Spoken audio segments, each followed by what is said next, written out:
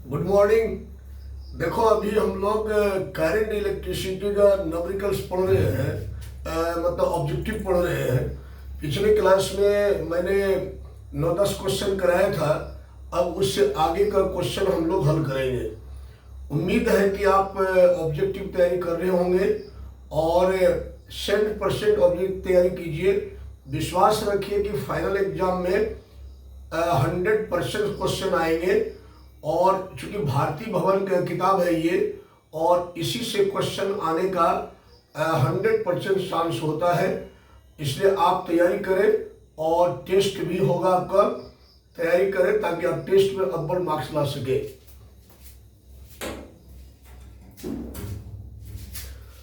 तो आज ये क्वेश्चन नंबर मैंने आपको बताया था 26 तक 27 क्वेश्चन आ जाइए।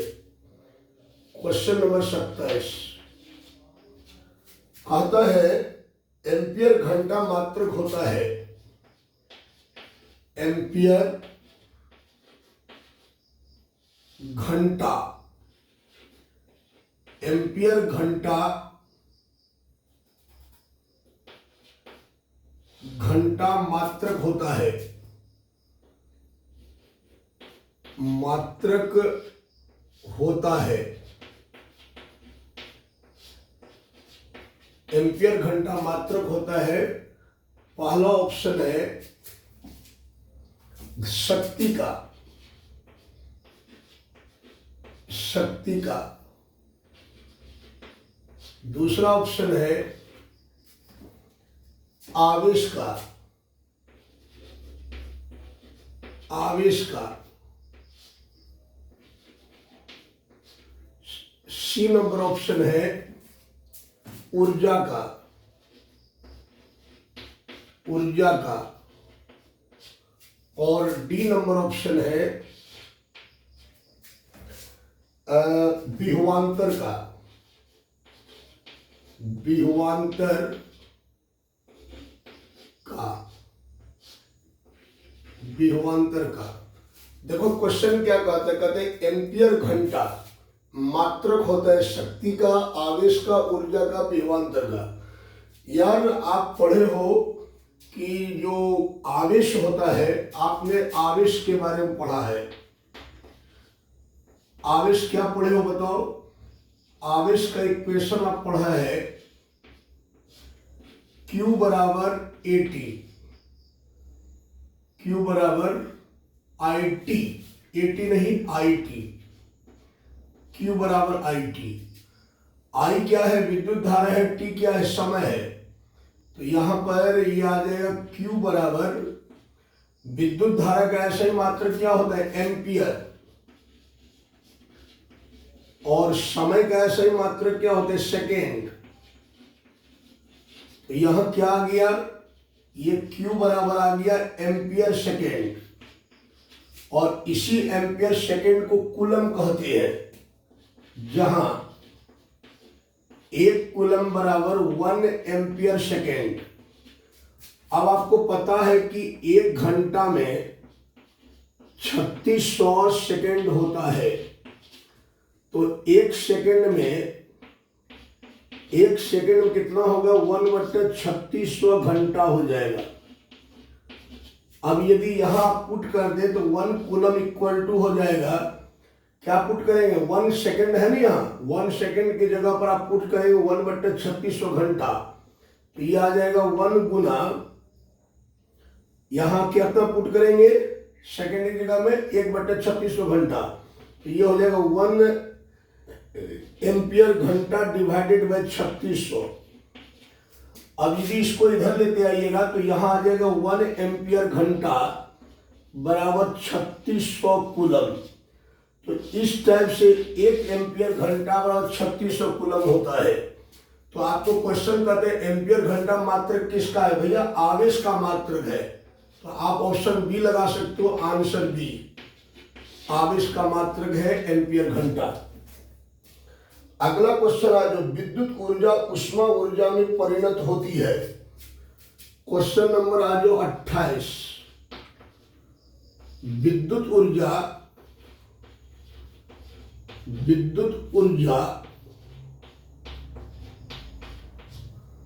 ऊष्मीय ऊर्जा में परिणत होती है, ऊष्मीय ऊर्जा में परिणत होती है,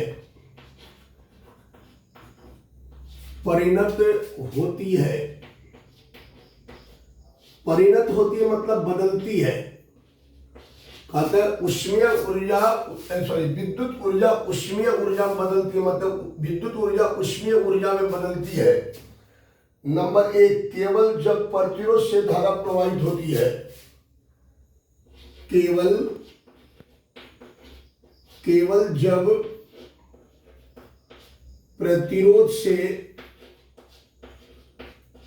प्रतिरोध से धारा प्रवाहित होती है।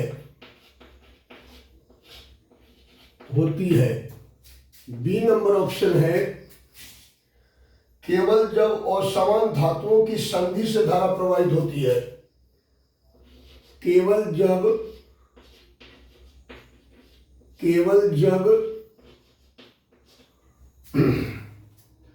असमान धातुओं की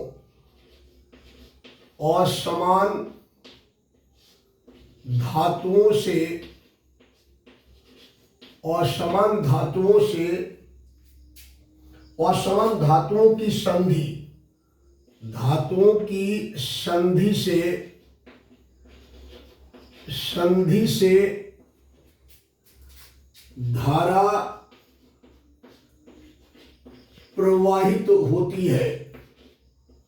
धारा प्रवाहित होती है, सी नंबर ऑप्शन है, उपयुक्त दोनों दशाओं में।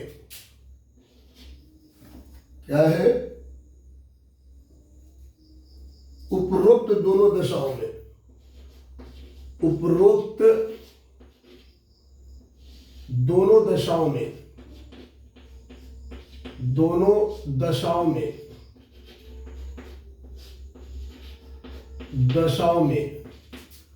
और नंबर डी ऑप्शन है, किसी भी दशा में नहीं, किसी भी दशा में नहीं,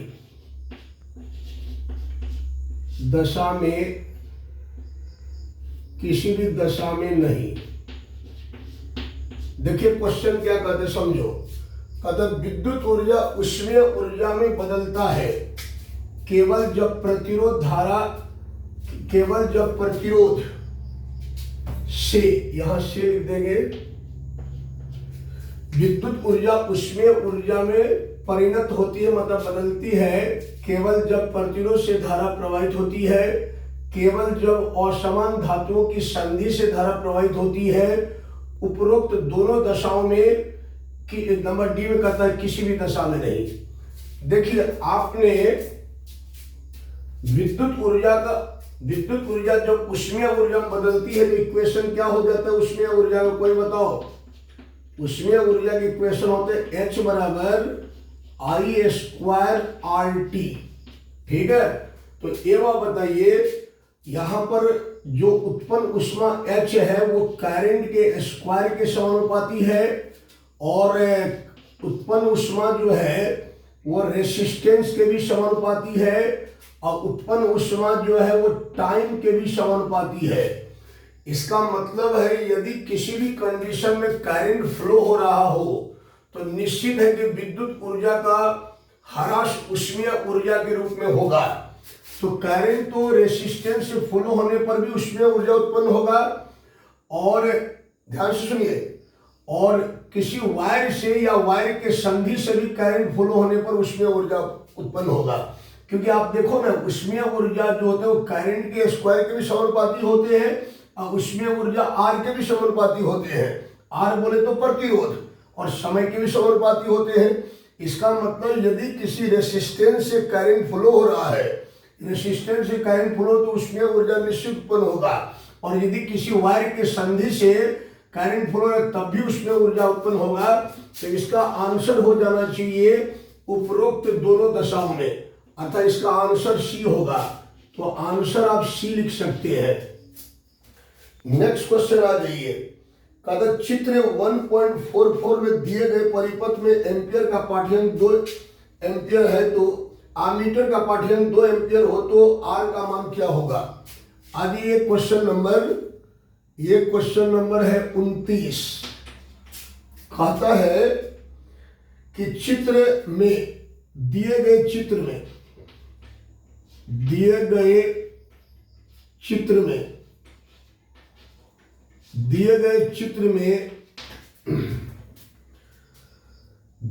चित्र में परिपथ में आमीटर का पाठ्यांक परिपथ में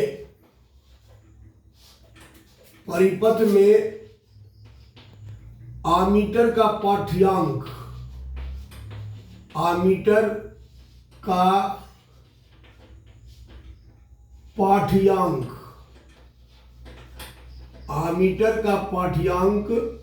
पाठ्यांक मतलब रीडिंग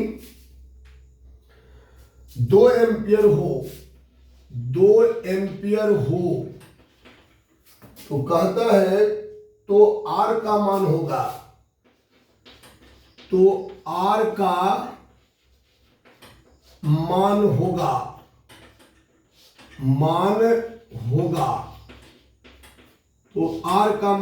यहां एक चित्र दे रखा है। यहां पर एक रेसिस्टेंस लगी हुई है जो 2 ओम है और यहां पर एक रेसिस्टेंस लगी हुई है जो आर है और यहां पर एक आमीटर लगी हुई है और यहां पर एक सेल लगी हुई है जिसका पोटेंशियल डिफरेंट मतलब विभवांतर दे रखा है 6 वोल्ट। और कहता है क्वेश्चन सुनिए कहा तो ऑप्शन दे रखा है। यहां पर ऑप्शन दे रखा है 1 ओम, बी नंबर में दे रखा है 2 ओम, सी नंबर में दे रखा है 3 ओम और डी नंबर में दे रखा है 4 ओम। ठीक है। अब आप एक बात समझिए थोड़ा ध्यान से, क्वेश्चन को समझिएगा। तो दिए गए चित्र में परिपथ में आमीटर का पाठ्यांक 2 एम्पियर है। आपको पता है कि आमीटर जो होता है ये करंट मापने वाला यंत्र होता है। तो इस परिपथ में जो आमीटर लगी हुई है ये 2 एम्पियर करंट का रीडिंग दे रहा है। इसका मतलब इसमें जो करंट फ्लो हो रहा है या करंट मेजर हो रहा है वो कितना करंट मेजर हो रहा है 2 एम्पियर। अब बताइए दोनों रेसिस्टेंस किस क्रम में जुड़ा हुआ है सीरीज में। तो ये 2 एम्पियर करंट इसमें भी जाएगा इसमें भी जाएगा क्योंकि सीरीज कॉम्बिनेशन में करंट इक्वल होता है। तो यही 2 एम्पियर करंट इसमें भी जाएगा इस रेसिस्टेंस में और यही 2 एम्पियर करंट इस रेसिस्टेंस में भी जाएगा। तो हमको पूछ रहा है कि आर का वैल्यू क्या होगा। तो देखिए यहां पर हम यहां सॉल्व कर रहे हैं। ये जो है ये 6 एम्पियर क्या है बैटरी का वोल्टेज है और ये क्या है ये रेसिस्टेंस है। ये मान लीजिए आर रेसिस्टेंस है 2 एम्पियर जो है और करंट आपको कितना दे रखा है करंट दे रखा है 2 एम्पियर और यहां पर रेसिस्टेंस कितना दे रखा है 2 ओम। आपको कैपिटल आर निकालनी है। क्वेश्चन का आता है तो आर का मान बताइए क्या होगा। तो आप जानते हैं ओम के नियम से कि विभवांतर V बराबर होता है I इंटू आर।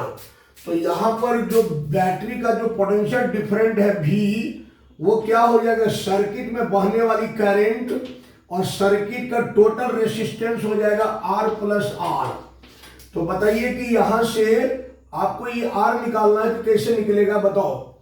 ध्यान से समझोगे यहां पर इसको आप गुना कर दीजिए V बराबर क्या हो जाएगा I R plus I R हो जाएगा। अब आप इसको इधर लेते हैं तो V माइनस आई आर हो जाएगा। अब बराबर हो जाएगा आई आर। तो यहां से R बराबर क्या हो जाएगा V minus I R by R हो जाएगा। होगा कि नहीं होगा। यहां पर हम दिखाते हैं R इक्वल टू V कितना है 6 वोल्ट। तो 6 रखिए माइनस आई कितना है 2 एम्पियर, तो 2 रखिए मल्टीप्लाई। छोटी आर कितना है, छोटी आर 2 है, तो यहां 2 रखिए और डिवाइडेड बाय क्या है आर, सॉरी ध्यान दीजिए गलत किए हैं, v minus I R equal to I R, तो आर बराबर क्या हो जाएगा, आई इधर भागान हो जाएगा तो यहां आई हो जाएगा। ध्यान दीजिएगा थोड़ा सा। तो अब आई का मान कितना है 2 एम्पियर, तो यहां 2 हो जाएगा। तो आर बराबर बताइए कितना होगा, 2 गुना 4, 6 में से 4 गया, डिवाइडेड बाय 2, तो आर बराबर हो जाएगा 2/2, ये कट गया, तो आर बराबर कितना आ गया 1 ओम। तो इसका आंसर जो होगा बेटा वो ए नंबर होगा। तो आप आंसर लिख सकते हैं ए, आप आंसर ए लिख सकते हैं। क्या समझ में आया? आज नेक्स्ट क्वेश्चन।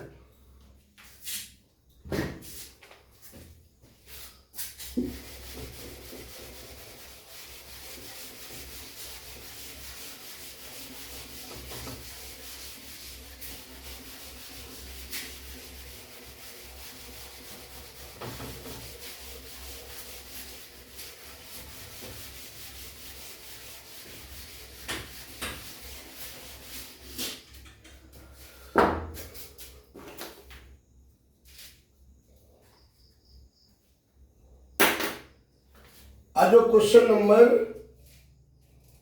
30। क्वेश्चन नंबर 30 क्या कहता है सुनिए। कहता है कि यदि 60 वाट तथा 40 वाट, यदि 60 वाट तथा 40 वाट, 40 वाट के दो बल्ब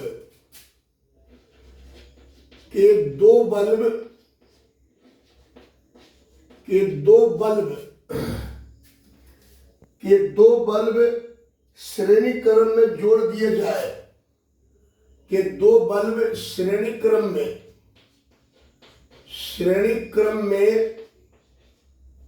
जोड़ दिए जाए,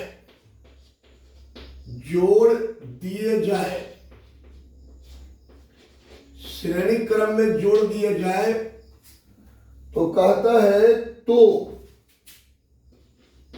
नंबर ए में कहता है 60 वाट वाला बल्ब अधिक प्रकाशित होगा।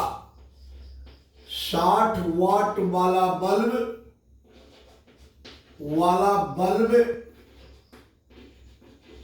अधिक प्रकाशित होगा।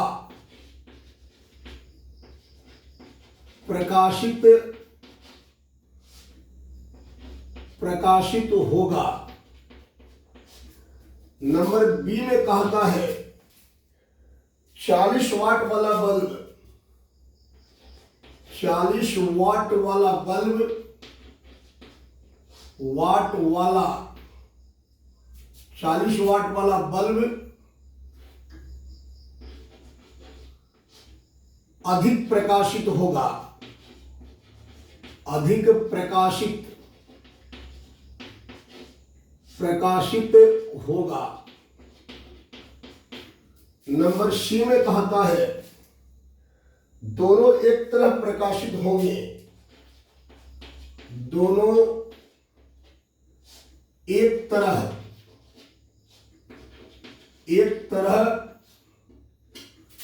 प्रकाशित होंगे।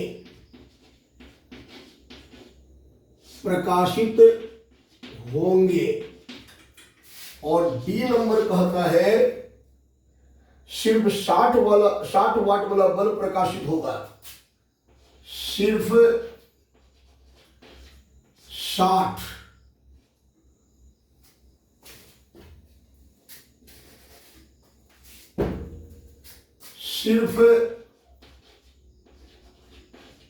60 वाट वाला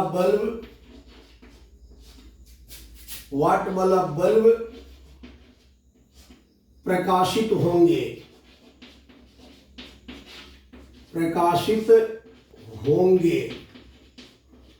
देखो ध्यान से क्वेश्चन क्या कहता है। कहता है कि 60 वाट और 40 वाट का 2 बल्ब है और इसको श्रेणी क्रम में जोड़ दिया गया है। तो कौन सा बल्ब ज्यादा प्रकाशित होगा, यही कह रहे हैं क्वेश्चन। तो पहला ऑप्शन है कि 60 वाट वाला बल्ब अधिक प्रकाशित होगा, मतलब ज्यादा प्रकाश देगा। 40 वाट वाला बल्ब अधिक प्रकाशित होगा, दोनों एक तरफ प्रकाशित होंगे, सिर्फ 60 वाला बल्ब प्रकाशित होगा। ये बातें मैंने श्रेणी में पढ़ाई है कि थ्योरी में पढ़ाई है कि समांतर क्रम में अधिक वाट वाला बल्ब अधिक प्रकाश देता है और कम वाट वाला बल्ब कम प्रकाश देता है, और श्रेणी क्रम में अधिक वाट वाला बल्ब कम प्रकाश देता है और कम वाट वाला बल्ब अधिक प्रकाश देता है। तो यहां पर श्रेणी क्रम में 60 वाट और 40 वाट का बल्ब जुड़ा हुआ है, तो भैया श्रेणी क्रम में जिसका वाट कम होता है वो ज्यादा प्रकाश देता है। इसका मतलब 40 वाट वाला बल्ब जो है अधिक प्रकाश देगा। इसका आंसर बी होगा। तो आप आंसर बी लिख सकते हो। लेकिन एक बात याद रखिएगा, हम नोट में लिख देते हैं। देखिए, समांतर क्रम में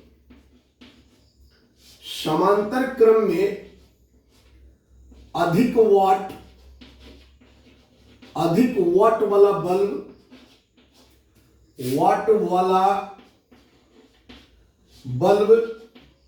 वाला बल्ब अधिक प्रकाश देता है,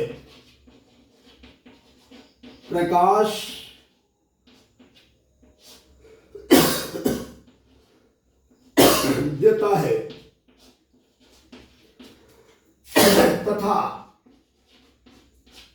कम वाट वाला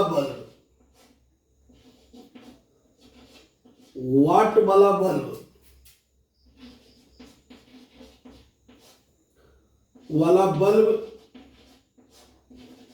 कम प्रकाश देता है।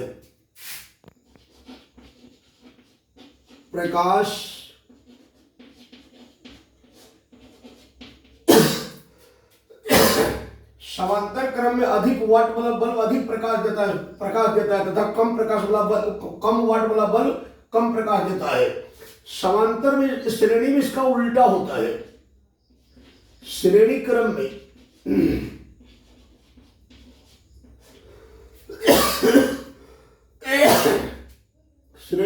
में अधिक वाट वाला बल्ब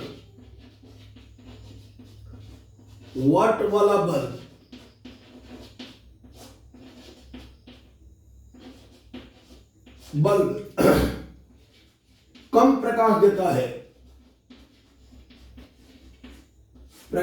देता है तथा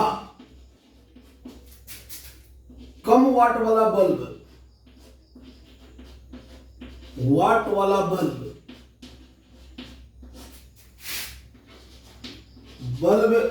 अधिक प्रकाश देता है।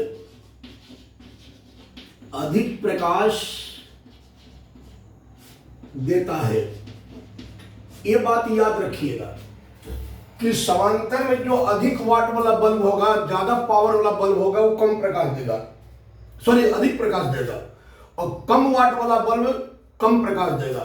श्रेणी में क्या होता है कि अधिक वाट वाला बल्ब कम प्रकाश देता है, कम प्रकाश वाट वाला बल्ब ज्यादा प्रकाश देता है। तो देखिए 60 वाट और 40 वाट का बल्ब श्रेणी क्रम में जुड़ा हुआ है, तो जिसका वाट कम है वो ज्यादा प्रकाश देगा। तो ऑप्शन नंबर बी राइट होगा। क्या समझ में आया?